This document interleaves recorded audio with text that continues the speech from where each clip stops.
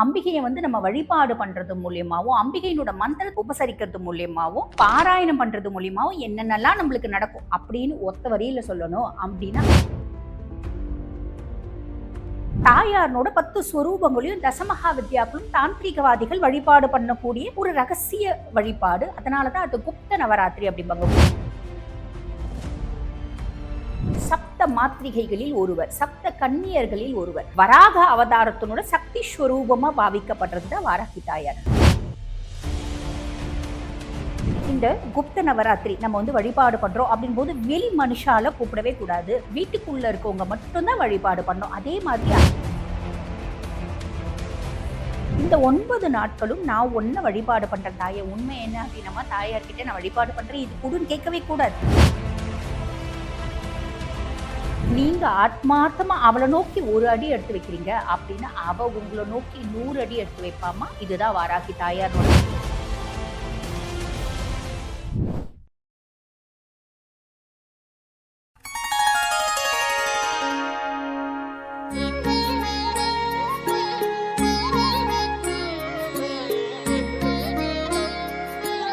Varahi TV நேயர்களுக்கு வணக்கம். நான் டாக்டர் தீபா அருளாளன். இன்னைக்கு நம்ம என்ன ஆன்மீக தகவலை பத்தி தெரிஞ்சுக்க போறோம் அப்படின்னா, இப்ப பாருங்க, ஆடி மாசம் நெருங்க போது. முக்கியமா பாத்தீங்கன்னா ஆஷாட நவராத்திரி அப்படின்றது வரப்போகுது. பொதுவாவே பாத்தீங்கன்னா ஒரு வார்த்தை சொல்லுவாங்க, என்ன அப்படின்னா, ஈசனுக்கு ஒரு ராத்திரி, அம்பிகைக்கு 9 ராத்திரிகள் அப்படிம்பாங்க. ஆனா தேவி மகாத்மியம் என்ன சொல்லுது அப்படின்னா, ஈசனுக்கு ஒரு ராத்திரி மகா சிவராத்திரி, அம்பிகைக்கு 36 ராத்திரிகளாம். அது என்ன 36 ராத்திரிகள்? 4 நவராத்திரிகள்.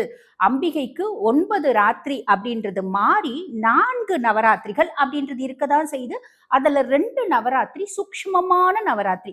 இந்த சூக்ஷ்மமான நவராத்திரியை யாரெல்லாம் வழிபாடு பண்ணுவாங்க அப்படின்னா, தாந்திரிகத்துல சிறந்து விளங்கணும் அப்படின்றவங்க, மத்தவங்களுக்கு குருவாகவும், அதே மாதிரி பாத்தீங்கன்னா மாத்தாச்சி, குருஜி அப்படின்னு ஆன்மீகத்துல சிறந்து விளங்கக்கூடியவங்க, தாந்திரீக வழிபாட்டுல சிறந்து விளக்கக்கூடியவங்க, மத்தவங்களுக்கு வழிகாட்டியா இருக்கக்கூடியவங்க, ரகசியமா வழிபாடு பண்ண 2 ராத்திரி இருக்கு. அதாவது 2 நவராத்திரி இருக்கு. அதுல ஒண்ணு இந்த ஆஷாட நவராத்திரி. சரிம்மா, இந்த ஆஷாட நவராத்திரி எப்ப வருது? ஜூலை மாதம் 15ஆம் தேதியிலிருந்து ஜூலை மாதம் 23ஆம் தேதி வரைக்கும் வருதுமா. இந்த ஆஷாட நவராத்திரி நம்ம எல்லாரும் சொல்றோம், அதனோட சிறப்பு என்னம்மா அப்படின்னா, பொதுவா பாருங்க, இந்த ஆஷாட நவராத்திரி, ஆடி நவராத்திரி, குப்த நவராத்திரி, வாராகி நவராத்திரி அப்படின்னு சொல்றாங்க. சரி, இதை ஏன் நம்ம வழிபாடு பண்றோம்? இந்த ஆஷாட நவராத்திரி எதுக்காக வழிபாடு பண்ணப்படுது? அதனோட சிறப்பு என்ன அப்படின்னா, இதுக்கு ஒரு கதைக்குள்ள போகணுமா. அது என்ன கதை? 2 கதை இருக்கு. முதல்ல நான் உங்களுக்கு ரத்தின சுருக்கமா அந்த 2 கதையும் சொல்லிடுறேன். முதல் கதை என்ன அப்படின்னா, கோசல நாட்டை ஆண்ட மன்னன். அந்த மன்னன் என்ன பண்றான், நல்ல செழிப்பா கோசல நாட்டை ஆண்டு வரான். அவனுக்கு சுதர்சனன் அப்படின்ற ஒரு அழகான, நல்ல பாத்தீங்கன்னா புத்திசாலியான இளவரசன் இருக்கான். ஒரே குழந்தை. அவங்க நாடு ரொம்ப செழிப்பா இருக்கு. ஆனா அந்நிய நாட்டினோட தலையீடு, வேற்று பாத்தீங்கன்னா மன்னர்களோட தலையீடுனால நாட்டுக்குள்ள கலகம் பிறக்குது. கலகம் பிறந்து பின்னாடி முதுகுல குத்துற மாதிரி அரசனை பாத்தீங்கன்னா வீழ்த்திடுறாங்க. ஒரு சூழ்ச்சியினால அரசனை சாகடிச்சிடுறாங்க. அதுக்கப்புறம் ராணியும் அந்த குழந்தை என்ன சொல்றான்னா, அம்மா நம்மளும் இங்க இருந்தா நம்மளையும் பாத்தீங்கன்னா சாகடிச்சிடுவாங்கம்மா, இல்லைன்னா அந்நிய நாட்டு மன்னன் நம்மள பாத்தீங்கன்னா அடிமையாக்கிடுவாமா, சிறைக்குள்ள போட்டுருவாமா. அதுதான் பாத்தீங்கன்னா ராஜன்களோட தலையெழுத்து அப்படின்னு சொல்லலாம். முக்கியமா இளவரசன் இளவரசிகளோட தலையெழுத்து அப்படின்லாம். அப்ப நம்ம எங்கன்னா காட்டுக்கு ஓடிடலாமா, தெரியாம ஓடிடலாமா அப்படின்னு அந்த குழந்தை கெஞ்சுது. குழந்தை கெஞ்சறத பார்த்த உடனே தாய்க்கு மனசு பதறுது. சரிப்பா அப்படின்னு சொல்லிட்டு ரகசிய வழி மூலியமா காட்டுக்கு வந்துடுறாங்க. ரொம்ப தூரம் அவங்க நாட்டை விட்டு ஒரு காட்டுல அப்படியே சுத்தி திரியிறாங்க. சாப்பிடறதுக்கு ஒண்ணும் இல்லை. அந்த குழந்தை சொல்லுது, அம்மா இருமா, நான் போய் பழங்கள் எல்லாம் பறிச்சுட்டு வரேன் அப்படின்னு போனா அங்கங்க பழம் இருக்கு இல்லைங்களா, காடுகள் தானே, செழிப்பா இருக்கு. அங்கங்க பழங்களை பறிக்குது. பறிக்கும் போது பாத்தீங்கன்னா, கிளீம் கிளீம் கிளீம் அப்படின்ற சத்தம் கேக்குது. பொதுவா சின்ன குழந்தை இல்லையா, இப்ப நாங்கெல்லாம் சின்ன பிள்ளையா இருக்கும்போது கூட பாத்தீங்கன்னா, எங்க பாட்டி ஊருக்குலாம் போனோம்னா அந்த குயில் கத்தும் பத்தியா, கூ கூ அப்படின்னு கத்தும். அழகா கத்தும். நான் அதை ரொம்ப பாத்தீங்கன்னா ஒரு அகோரமா கத்துறேன். அந்த மாதிரி அழகா கத்தக்கூடிய குயிலுக்கு நாங்களும் பாத்தீங்கன்னா எதிர்பாட்டு அப்படின்றது பாடுவோம். அது கூ அப்படின்னு கத்தா நாங்களும் கூன்னு கத்துவோம்.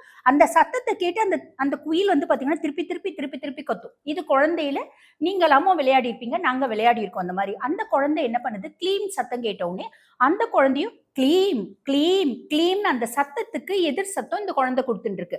அந்த கிளீம்ன்ற சத்தம் எங்க இருந்து வந்துச்சு? அந்த வனத்துல ஒரு ரிஷி வந்து பாத்தீங்கன்னா தாயாரை நோக்கி, துர்க்கை தாயாரை நோக்கி வந்து பாத்தீங்கன்னா தவம் இருக்காரு. அவரு கிளீம் கிளீம் சொல்றாரு. அது காத்துல எதிரொலிச்சு அந்த காடு முழுசும் பரவுது. இந்த குழந்தை விளையாட்ட அந்த மந்திரத்தை உச்சரிக்குது. அப்ப அந்த காலகட்டம் என்ன அப்படின்னா இந்த குப்த நவராத்திரி, ஆஷாட நவராத்திரி காலகட்டம். துர்கை, அம்பிகை, அகிலலோக அன்னை இல்லையா? இவ்வளவு சின்ன குழந்தை அழகா வந்து கிளீம் கிளீம் கிளீம்னு நம்மள வந்து பாத்தீங்கன்னா வழிபாடு பண்ணுதே.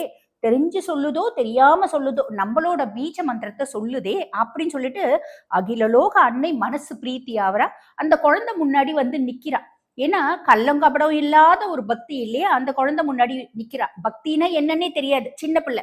பிள்ளை முன்னாடி வந்து நின்னு அந்த குழந்தைக்கு நல்ல ஞானத்தையும் தெளிவையும் கொடுத்து, அதே மாதிரி அவங்க இழந்த நாட்டை மீட்டு கொடுத்து, கடைசி வரைக்கும் அந்த குழந்தை சுகபோகத்தோட வாழும்படி ஆசிர்வதிச்சுட்டு போறா. ஆக இந்த ஆஷாட நவராத்திரினோட ஒரு பெருமை தெரிஞ்சிருக்கும் உங்களுக்கு. இன்னொரு பெருமை, இந்த மாதிரி 1000 பெருமைகள் இருக்குமா? 1000 பெருமைகளையும் என்ன சொல்ல சொன்னா சொல்லுவேன். இருந்தாலும் பதிவு பெருசா போயிடும் இல்லைங்களா? அப்ப இன்னொரு விஷயம் சொல்றேன். இன்னொரு வரலாறு சொல்றேன். அது என்ன அப்படின்னா, சிருங்கி அப்படின்ற மகரிஷி. பிரிங்கி அப்படின்ற மகரிஷி ஈசனை தவிர வேற யாரையும் வழிபாடு பண்ண மாட்டார். ஆனா சிருங்கி அப்படின்ற மகரிஷி அம்பிகை, தேவி உபாசகர்.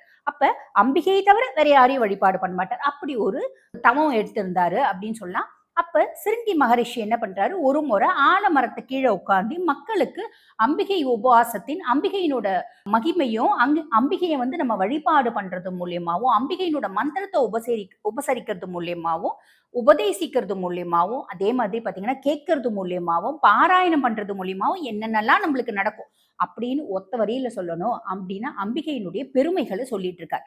இதை கேட்டுட்டு இருக்கும்போது அந்த கிராமத்துல இருந்து ஒரு அம்மா ஓடி வருது. ஓடி வந்து, ஐயா, எனக்கும் அம்பிகை வழிபாடு பண்ணணும்னு ரொம்ப ஆசை. அதுக்கு என்னம்மா, வழிபாடு பண்ணு, உட்காரு, எப்படி வழிபாடு பண்றது எல்லாம் நான் சொல்றேன் அப்படிங்கிறாரு. இல்லையா, என்னால உபவாசம் வந்து இருக்க முடியாது. உபவாசம் இல்லைன்னா பரவாயில்லமா, அம்பிகை நீ வந்து ஆத்மார்த்தமா வழிபாடு பண்ணாலே போதும். என்னால வழிபாடு எல்லாம் பண்ண முடியாது. ஏம்மா வழிபாடு பண்ண முடியாது? என் கணவன் வந்து பாத்தீங்கன்னா அதிகப்படியான காம எண்ணங்கள் கொண்டவன். எப்பயுமே வந்து பாத்தீங்கன்னா காமத்திலயும் ஒரு இப்படிதான் இருக்கணும் அப்படின்ற காமம், ஒரு ரூல்ஸ் ரெகுலேஷன்ஸ் எல்லாம் இப்ப நம்ம சொல்றோம் பாத்தீங்களா, நார்ம்ஸ் டேர்ம்ஸ் கண்டிஷன்ஸ் அந்த மாதிரிலாம் இருக்கு. ஆனா அவனுடைய காம உணர்ச்சி அப்படின்றது ரொம்ப அதீதம். என்னெல்லாம் செய்யக்கூடாதோ அத்தனையும் செய்யறாரு. காமத்துல எத்தனை அட்டூழியம் செய்யணுமோ அத்தனையும் செய்யறாரு. என்னால அம்பிகை வந்தாவது மத்தவங்களுக்கு உபதேசிக்கிறதுக்கோ தகுதி இல்லை. அவர் சொல்லுவாரு, நீ அம்பிகையை வழிபாடு பண்றது அப்படின்றதும் முடியும், மத்தவங்களுக்கு உபதேசிக்கவும் முடியும். அப்படின் போது அந்த அம்மா சொல்லுது, எனக்கு வழிபாடு பண்றதுக்கே தகுதி இல்ல. அதுக்கும் மேல நான் எங்கிருந்து மத்தவங்களுக்கு உபதேசிக்கிறது? அதுக்கும் எனக்கு தகுதி இல்ல அப்படின்னுது. அப்ப அவர் சொல்றாரு, தாம்பத்தியம் அப்படின்றது பெருசா தீட்டு நீ நினைக்காதம்மா. இது ஆன்மீகத்துல தாம்பத்தியத்தை கொண்டு வந்து நீ வந்து குழப்பிக்காத அப்படிங்கிறாரு. இல்ல, இருந்தாலும் எனக்கு எப்ப வந்து வழிபாடு பண்றதுன்னே தெரியல அப்படின்னு நிறைய விஷயம் அந்த அம்மா சொல்றாங்க. அப்ப இவர் என்ன சொல்றாரு, சரிம்மா, நீ ஒரு 4 நாள் அம்பிகையை வழிபாடு பண்ணு. தேவி மகாத்மியத்துல ஒரு சில வரிகளை கொடுக்கிறார். இந்த வரிகளை நீ பாராயணம் பண்ணு. பாராயணம் பண்ணும்போது உனக்குள்ளேயே உத்வேகம் வரும், உனக்குள்ளேயே ஒரு தெளிவு பிறக்கும். அம்பிகையே அதுக்கு வந்து பாத்தீங்கன்னா வழிகாட்டுவா. நீ போ, உனக்கே அம்பிகையை வழிபாடு பண்றதுக்கான பாக்கியம் கிடைக்கும் அப்படிங்கிறாரு. இந்த அம்மா போயிட்டு அந்த 4 வரிகளை பாராயணம் பண்ணுது. 4 வரிகளை பாராயணம் பண்ணி ஒரு 4 நாள் பாராயணம் பண்ண பின்னாடி அந்த அம்மாக்கே தோணுது, இல்ல, எனக்கு இந்த இல்லற வாழ்க்கைன்றது வேண்டாம், நான் அம்பிகை கிட்ட போகணும்னு சொல்லிட்டு கணவனுக்கு தெரியாம காட்டுக்கு போயிடுது. காட்டுக்கு போயிட்டு கடுமையான தவம் இருக்கு அந்த அம்பிகையை நோக்கி. இந்த காலகட்டம் எந்த காலகட்டம் அப்படின்னா இந்த குப்த நவராத்திரி காலகட்டம். இந்த அம்மா கடுமையான வந்து பாத்தீங்கன்னா தவம் இருக்கு, சாப்பிடாம அம்பிகையே நினைச்சு அம்பிகையினோட அந்த 4 வரி மந்திரத்தையே சொல்லிட்டே இருக்காங்க. அம்பிகை கண்முன் காட்சி கொடுக்குறா. காட்சி கொடுத்து என்ன சொல்றா, கவலைப்படாதம்மா, உன் கணவனுடைய காம தொல்லை தானே உனக்கு ஜாஸ்தி இருக்கு. நீ சாதாரணமான ஒரு இல்லறம் வாழணும் அப்படின்னு ஆசைப்படுற. அவன் காம கொடூரனா இருக்கான், ஒன்னும் பிரச்சனை இல்லை, அவனை நம்ம மாத்திடலாம் அப்படின்னு சொல்லிட்டு அந்த அம்மாக்கு நல்ல செல்வ செழிப்பையும் நிம்மதியான வாழ்க்கையும் கணவனோட குணாதிசயத்துல ஒரு பெருத்த மாற்றத்தையும் கொண்டு வந்து கணவனை முழுசும் திருத்தி கொடுக்குறாங்க. ஆக பெருசா ராஜ்யம் அடையணும் அப்படின்னா மட்டும் இல்ல, குடும்பத்துல எத்தனையோ பிரச்சனை இருக்கு, கணவனால பிரச்சனை இருக்கு, பிள்ளைங்களால பிரச்சனை இருக்கு, சமுதாயத்தினால பிரச்சனை இருக்கு. இப்படி பல பிரச்சனைகளுக்கு தீர்வா இருக்கும் அம்பிகையினோட வழிபாடு. அதுவும் இந்த ஆஷாட நவராத்திரி காலகட்டத்துல வழிபாடு பண்றது ரொம்ப விசேஷமா. சரி, அப்ப இந்த ஆஷாட நவராத்திரி ஏன் வழிபாடு பண்ணும் அப்படின்றது தெரிஞ்சு போச்சு இல்லைங்களா? இந்த ஆஷாட நவராத்திரி, வாராகி நவராத்திரி எப்படி ஆச்சு? இது தெரியணும் இல்லையா? ஆஷாட நவராத்திரி அப்படின்றது அம்பிகைக்கு, துர்க்கைக்கு. தாயார்னோட 10 ஸ்வரூபங்களையும் தசமகா வித்யாக்களும் தாந்திரிகவாதிகள் வழிபாடு பண்ணக்கூடிய ஒரு ரகசிய வழிபாடு. அதனால தான் அது குப்த நவராத்திரி அப்படிம்பாங்க. குப்த அப்படின்னு சமஸ்கிருதத்துல ரகசிய அப்படின்னு அர்த்தம். ரகசிய நவராத்திரி. அது எப்படி வாராகி நவராத்திரியா மாறுச்சு? அந்த கதையும் நம்மளுக்கு தெரியணும் இல்லைங்களா?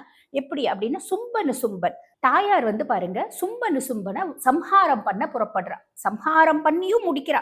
இந்த சும்ப நிசும்பன் அதே மாதிரி வந்து பாத்தீங்கன்னா சண்டமுண்டன் இவங்களுடைய சம்ஹாரத்துக்கெல்லாம் பெருந்துணையா இருந்தவர் யாரு அப்படின்னா இந்த வாராகி தாயார். சப்த மாத்திரிகைகளில் ஒருவர், சப்த கன்னியர்களில் ஒருவர். வராக அவதாரத்தினோட சக்தி ஸ்வரூபமா பாவிக்கப்படுறதுதான் வாராகி தாயார். ஆக வாராகி இல்ல அப்படின்னா அந்த வந்து பாத்தீங்கன்னா வெற்றி, அந்த சம்ஹாரம் அப்படின்றது இன்னும் காலதாமதம் ஆயிருக்கும் அப்படின்றது தேவி மகாத்மியம் ரொம்ப அழகா தெளிவா சொல்லுது.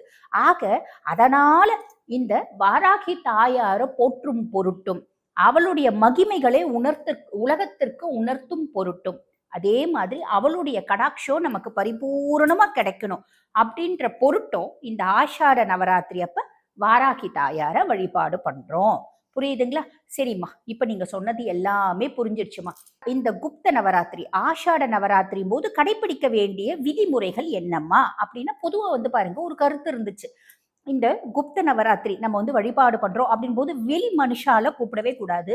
வீட்டுக்குள்ள இருக்கவங்க மட்டும்தான் வழிபாடு பண்ணணும். அதே மாதிரி அது சார்ந்த விஷயங்கள் வெளியே தெரியக்கூடாது அப்படின்னு ஒரு ரகசியமா இதை வந்து வழிபாடு பண்ணியிருந்தாங்க. இப்பெல்லாம் எங்களை மாதிரி ஆன்மீகவாதிகள் எத்தனையோ பேர் வந்துட்டோம். ஆக எந்த ஒரு ரகசியமும் இல்லை. சனகாதி முனிவர் சொல்லி இருப்பாரு சிவமகாபுராணத்துல இது சிவ ரகசியம், வெளியே சொல்லக்கூடாது. அந்த மாதிரி எத்தனையோ ரகசியம் நான் ஈசனோட உத்தரவுனால நிறைய பேருக்கு சொல்லியிருக்கேன். ஆக இப்ப அதெல்லாம் கிடையாது. எல்லாரும் நல்லா இருங்கம்மா, கலிகாலம். எல்லாரும் வந்து பாத்தீங்கன்னா கலியினோட ஆட்டத்துல ரொம்ப கஷ்டப்படுறோம். அப்ப இப்ப ரகசியங்கள்லாம் கிடையாது. அந்த மாதிரி ஒரு விதிவிலக்கு கிடையாது. அதே மாதிரி முற்காலத்துல சொல்லியிருப்பாங்க கர்ப்பிணிகள் செய்யக்கூடாது. இந்த மாதிரி வந்து பாத்தீங்கன்னா உடல் சார்ந்த உபாதைகள் நிறைய இருக்கவங்க செய்யக்கூடாது, பெண்கள் செய்யக்கூடாது அப்படின்ற ஒரு விஷயமும் இருந்துச்சு. பெண் தெய்வத்தை பெண்கள் வழிபாடு பண்ணக்கூடாது அப்படின்றது ஒரு பெரிய தப்பான கருத்து. ஆக அதுக்கும் விலக்கு அப்படின்றது இப்ப காலகட்டத்துல எங்களை மாதிரி பர்சனாலிட்டிஸ் விலக்கி வச்சுட்டோம். சரிங்களா? அப்ப என்னதான் வந்து நம்ம கடைபிடிக்கணும்? இப்பயும் கடைபிடிக்க வேண்டிய சில வழிமுறைகள் அப்படின்றது இருக்குமா? என்ன அப்படின்னா முடிஞ்ச வரைக்கும் சங்கல்பம் எடுத்து நம்ம வந்து தாயார வழிபாடு பண்றோம். நாங்க வந்து பாத்தீங்கன்னா அதீத வந்து தவத்துல இருக்கோம், மந்திர சித்தி பண்றோம் அப்படியெல்லாம் நீங்க இருக்கீங்க அப்படின்னா இந்த காலகட்டத்துல வந்து பாத்தீங்கன்னா மாமிசத்தை தவிர்க்கணும். 2வது தாம்பத்தியத்தை தவிர்க்கணும். இந்த மாதிரி அதீதமா இருக்கணும். இல்லம்மா சாதாரணமா நாங்க வழிபாடு பண்றோமா அப்ப இது கணக்கு கிடையாது. நல்ல தெளிவா புரிஞ்சுக்கோங்கம்மா.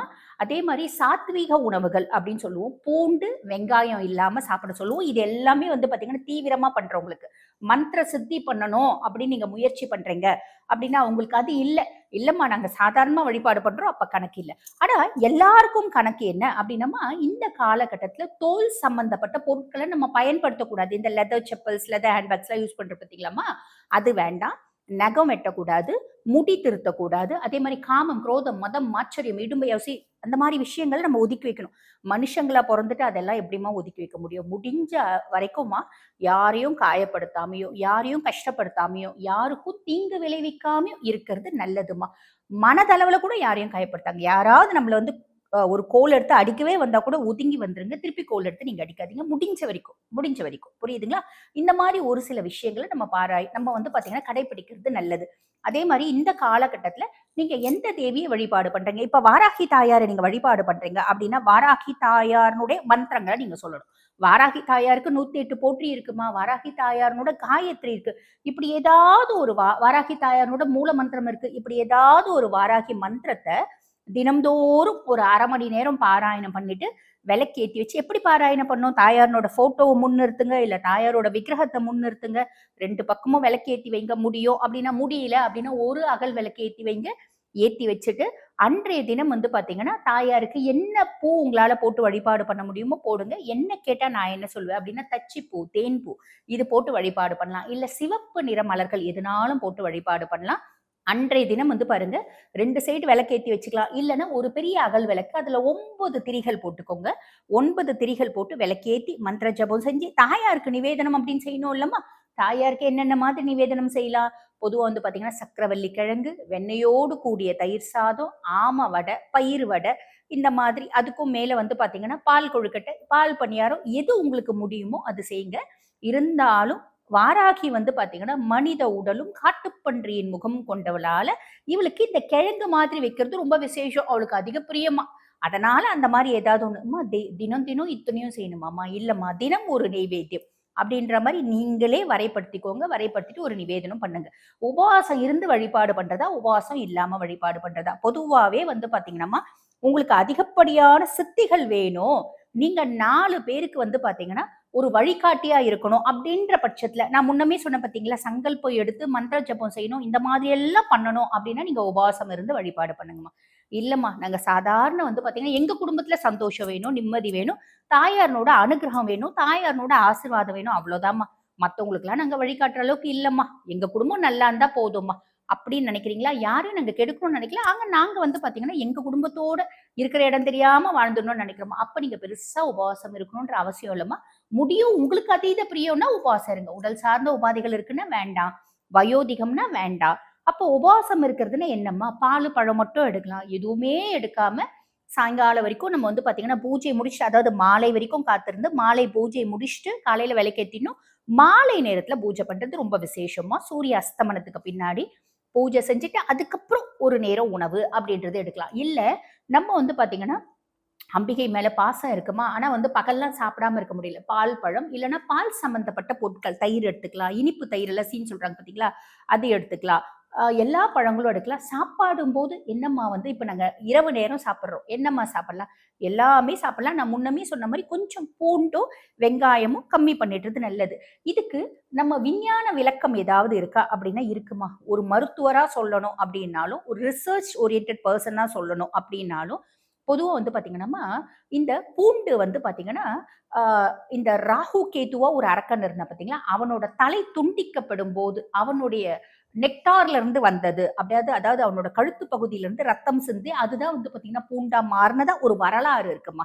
அதனால அது வந்து பார்த்தீங்கன்னா, சாத்வீக உணவுகள்ல சேர்த்துறதில்ல. இந்த சாத்வீக உணவுகள் மட்டுமே சாப்பிடுறவங்க பூண்டும், அதே மாதிரி பார்த்தீங்கன்னா, வெங்காயத்தையும் கொஞ்சம் தவிர்த்துருவாங்க. மீதி எல்லாம் சாப்பிடலாம். சரிங்களா? ஆக இந்த மாரி முக்கியமா வந்து பார்த்தீங்கன்னா, விரத தினத்துல நம்ம ஜவ்வரிசி இருக்கு பார்த்தீங்களா? ஜவ்வரிசி வந்து பார்த்தீங்கன்னா, வடநாட்டுலலாம் ஜவ்வரிசி வச்சு ஒரு கீர் செய்வாங்க. ஏன்னா ரொம்ப நேரம் பசி எடுக்காது. உப்பு போடக்கூடாது. அந்த மாரி நம்ம சாப்பிடுறோம் அப்டின்னா ரொம்ப நல்லதும்மா. சரி. இப்ப வாராகி தாயாரினோட வழிபாடு எல்லாம் நீங்க சொல்லிட்டீங்கம்மா. இந்த 9 நாட்களும் நாங்க வந்து வழிபாடு பண்றோம் அப்டின்னா எங்களுக்கு என்னம்மா கிடைக்கும்? நம்ம மனுஷங்க இல்லையா? எந்த ஒரு மந்திர ஜபம் படிக்கிறதுக்கு முன்னாடியும் benefits of chanting this mantra அப்டின்றத பார்த்துட்டு தான் நம்ம படிப்போம். இந்த மந்திர பாராயணம் பண்றதுனால நம்மளுக்கு என்ன மாரி நன்மைகள் கிடைக்கும்? அப்டின்றத பார்த்துட்டு தானே பாராயணம் பண்ணுவோம். அப்ப இந்த 9 நாட்களும் அம்பிகையை நோக்கி நாங்க வழிபாடு பண்றோம் அப்டிங்கும்போது எங்களுக்கு என்னம்மா கிடைக்கும்? உங்களுடைய ரொம்ப ஒரு பெரிசான அதாவது ரொம்ப பெரியதான ஒரு எதிர்பார்ப்பு இருக்கு அப்படின்னு வச்சுக்கோங்களேன். இந்த விஷயம் எனக்கு நடக்கணும் அப்படின்னு நீங்க என்ன விஷயத்த ரொம்ப வந்து கிடைக்கணும், கிடைக்கணும், கிடைக்கணும்னு ஆர்வப்படுறீங்களோ, அந்த ஒரு விஷயத்த நீங்க வச்சுக்கோங்கம்மா. அந்த ஒரு விஷயத்த இந்த 9 நாட்களும் நான் உன்ன வழிபாடு பண்றேன் தாயே. உண்மை என்ன அப்படின்னம்மா, தாயார்கிட்ட நான் வழிபாடு பண்றேன். இது குடுன்னு கேட்கவே கூடாது. ஆனா நம்ம சாமானிய மனுஷங்கள் இல்லையா? நம்ம அம்மா, நம்ம அவகிட்ட கேட்காம யார்கிட்ட கேட்க போறோம்? அந்த மாரி 9 நாளும் நான் இருக்கிறேம்மா. எனக்கு ஏதாவது நீ பார்த்து இந்த விஷயத்த நடத்தி குடும்மா. அப்படி கேளுங்க. அகில லோக அன்னை வந்து பார்த்தீங்கன்னா, கண்டிப்பா செய்வா. இப்ப நெறைய பேருக்கு ஒரு சந்தேகம் வரும். அம்மா நீங்க வாராகிய பத்தி தானம்மா பேசுனீங்க. அகில லோக அன்னைன்றீங்களே, அவளும் தாய் தானம்மா. அதாவது அகில லோக அன்னையான லலிதா பரமேஸ்வரின்னு ஒரு அம்சம் தானே வாராகி தாயாரும். தாராளமா நீங்க வழிபாடு பண்றீங்க. அப்படின்னும்போது அன்னையினோட குணாதிசயங்கள் நிரம்ப பெற்றவ தான் வாராகி. அதுக்கும் மேல தன்னோட பக்தர்கள் வந்து பார்த்தீங்கன்னா கஷ்டப்படுறாங்க அப்படின்னா, அவளுக்கு வந்து ரொம்ப கோவம் வருமா. "வாராகிக்காரனிடம் வாதாடாதே" அப்படிம்பாங்க. அப்ப அவளுக்கு ரொம்ப கோவம் வருமா. அதனால நீங்க ஆத்மார்த்தமா அவள நோக்கி ஒரு அடி எடுத்து வைக்கிறீங்க அப்படின்னா, அவ உங்கள நோக்கி 100 அடி எடுத்து வைப்பாம்மா. இதுதான் வாராகி தாயாரினோட வழிபாடு. அதனால தான் சமீப காலங்கள்ல வாராகி தாயாரினோட வழிபாடு ரொம்ப பிரசித்தி பெற்ற வழிபாடா வருது. ஆக இப்ப இந்த பதிவுல இந்த ஆஷாட நவராத்திரியும் போது வாராகி தாயாரினோட வழிபாட பத்தி சொல்லியிருக்கேம்மா. இதே மாதிரி அகில லோக அன்னை தசமகா வித்யாக்களை இந்த காலகட்டத்துல எப்படி வழிபாடு பண்ணணும் அப்படின்றத இதே சேனல்ல ஒவ்வொரு பதிவா நாங்க சொல்றோம். பார்த்து பயன்பெறுங்கம்மா. நன்றி.